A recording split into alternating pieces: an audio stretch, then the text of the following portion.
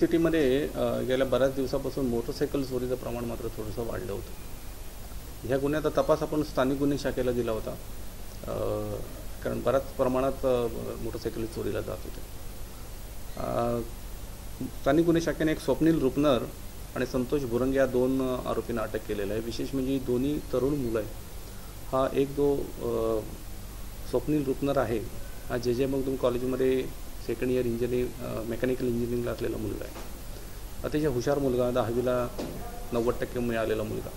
पण गेल्या वर्षभरात ह्या दोघांनी, हा दुसरा जो आरोपी आहे हा त्याचा आते भाऊ आहे, ह्या दोघांनी या सांगली आणखी मिरज या शहरामध्ये या मोटरसायकली चोरलेल्या जवळजवळ 19 चोरलेल्या मोटरसायकली आपण आज जप्त केलेल्या आहेत. साधारणपणे त्या मोटरसायकलचा लॉक जे आहे ते ब्रेक करायचं आणि त्यानंतर डायरेक्ट करून ती मोटरसायकल चोरायची.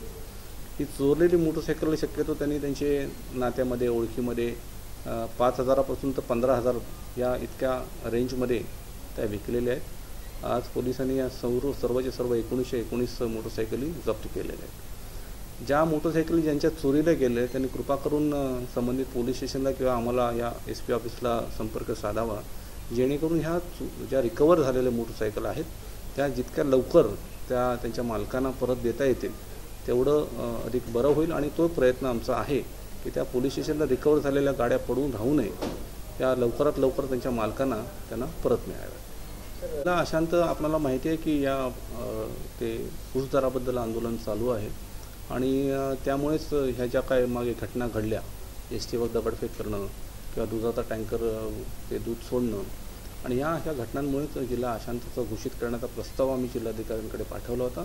त्याप्रमाणे त्यांनी तो घोषित केलेला आहे. जी सेन्सिटिव्ह ठिकाणं आहेत ती आयडेंटिफाय करून त्या ठिकाणी बंदोबस्त ऑलरेडी डिप्लॉय केलेला आहे. जिल्ह्यामध्ये 2 SRPच्या कंपनीज ऑलरेडी आलेल्या आहेत. इतर ठिकाणाहून देखील आपण फोर्स मोबिलाईज केलेला आहे. विशेष करून ज्या ठिकाणी मागच्या वर्षीचा अनुभव घेता या ठिकाणी आंदोलनं होतात त्या ठिकाणी आपण इन्फॉर्मेशन देखील काढतो. इंटेलिजन्स कलेक्शनचं पण काम सुरू आहे. त्याचबरोबर या जी लोकं आहेत स्थानिक लेवलला ते पोलीस त्यांच्या संपर्कात देखील आहेत, कारण हे आंदोलन शेवटी ऊस दराबद्दल आहे, जिथे पोलीस या दराविषयी डायरेक्ट तसे संबंधित नसतात, परंतु त्याचा परिणाम शेवटी पोलिसांनाच फेस करावा लागतो रस्त्यावर. त्यामुळे त्यांच्या संपर्कात देखील पोलीस यावेळेला आहेत. पण एवढंच आहे, त्यांचं आंदोलन जे आहे ते त्यांनी कायदेशीर आणि सनदशीर मार्गाने करावं. त्यांचे जे अधिकार आहेत ते त्यांनी सनदशीर मार्गाने मागावे, त्याबद्दल पोलिसांचं कुठलंच दुमत नाही.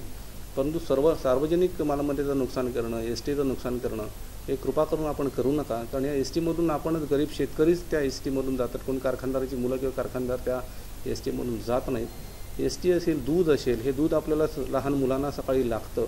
या दुधाचे टँकर जर आपण बंद केलेत किंवा दूध जर फुकट घालवलं तर उद्या लहान मुलांना दूध मिळणं कठीण होऊन जातं. तर माझी त्यांना विनंती आहे की कृपा करून सार्वजनिक मालमत्तेचं नुकसान होणार नाही याची दक्षता आपण घ्यावी आणि पोलिसांना सहकार्य करावं.